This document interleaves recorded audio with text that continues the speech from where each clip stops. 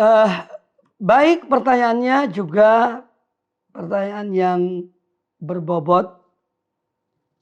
Manusia ini diuji oleh Allah Subhanahu wa taala dengan berbagai macam ujian. Ujian itu ada dua macam. Ada ujian-ujian yang menyenangkan, seorang diberikan harta, kecukupan, kesehatan, ya. Ini supaya kita ini bersyukur kepada Allah taala atas nikmat rezeki, nikmat kesehatan, ya, dan yang lainnya dari nikmat-nikmat Allah. Ya. Kemudian yang kedua, Allah menguji seorang hamba dengan ujian yang tidak menyenangkan. Dua-duanya ini adalah ujian. Ya, seperti sakit atau penyakit yang menimpa seorang, atau kemiskinan, kefakiran, ya, atau yang lainnya. Ya, ditinggal mati oleh keluarganya, ayahnya atau ibunya atau anaknya atau istrinya atau suaminya, ya, atau yang lainnya dari ujian-ujian itu. Nah, tugas kita dalam hal ujian yang tidak menyenangkan ini, yang pertama adalah kita bersabar. Ya, kita bersabar.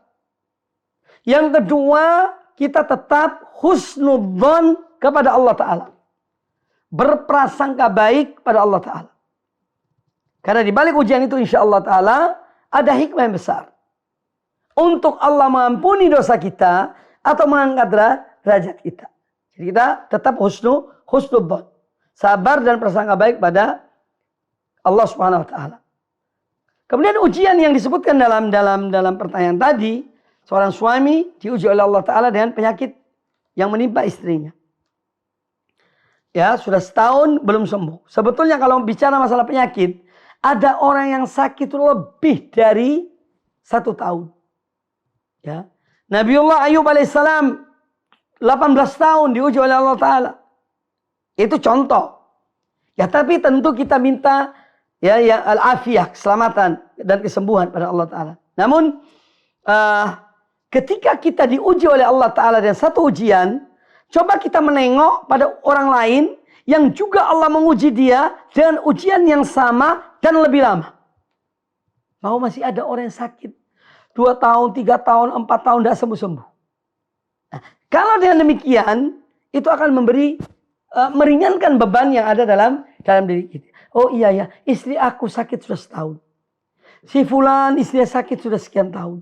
Lebih dari 1 tahun. Mungkin 5 tahun, 6 tahun. Ya.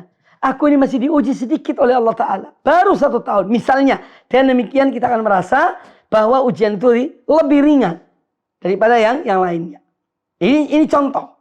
Ya. Agar kita tetap bersyukur pada Allah Ta'ala. Agar kita tetap bersyukur pada Allah Ta'ala. Dengan tetap berusaha untuk, jadi berupaya untuk mengobati sang istri. Ya. Adapun kalau ditanya, kira-kira ini Ustadz penyakitnya ini kena sihir apa bukan? Ya. Jawabannya adalah, ya, kita melihat gejala fenomena yang ada pada istri itu. Karena memang pada orang yang sakit itu. Karena bisa saja seorang itu disihir itu bisa. Dan kita percaya ada yang sihir. Ya. Bukan tidak ada. Dan itu perbuatan syaitan. Dan penolong-penolong syaitan. Dan juga bahwa ketika seorang terkena sihir, itu juga dengan seizin Allah Subhanahu wa ta'ala. Nah, kalau memang itu sihir, karena ada gejala-gejalanya, bahwa ini sihir dan ini bukan sihir, itu ada tanda-tandanya. Coba dipelajari. Kalau memang itu sihir, ya diruqyah. Ya, dengan catatan. Ya, dengan catatan. Orang yang sakit ini harus sholat 5 waktu. Karena ruqyah itu tidak akan bermanfaat bagi orang yang meninggalkan sholat. Ya, tidak bermanfaat bagi orang yang meninggalkan sholat. Oleh karena itu, dia harus tetap sholat. Ya, harus tetap mengerjakan sholat. Kecuali kalau dalam keadaan datang bulan, kalau dia seorang perempuan.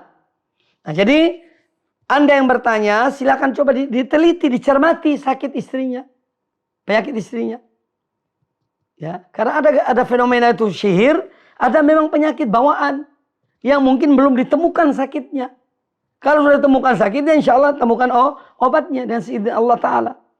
Kemudian juga Anda berdoa, mohon pada Allah Ta'ala. Allah zat yang maha menyembuhkan. Minta pada Allah siang dan malam sambil berusaha untuk mengobati istri Anda. Juga tetap berdoa, mohon pada Allah Ta'ala kesembuhan. Wallahu Ta'ala a'lam. Dukung channel kami dengan like, subscribe, dan aktifkan notifikasi agar kamu tidak ketinggalan video-video menarik lainnya.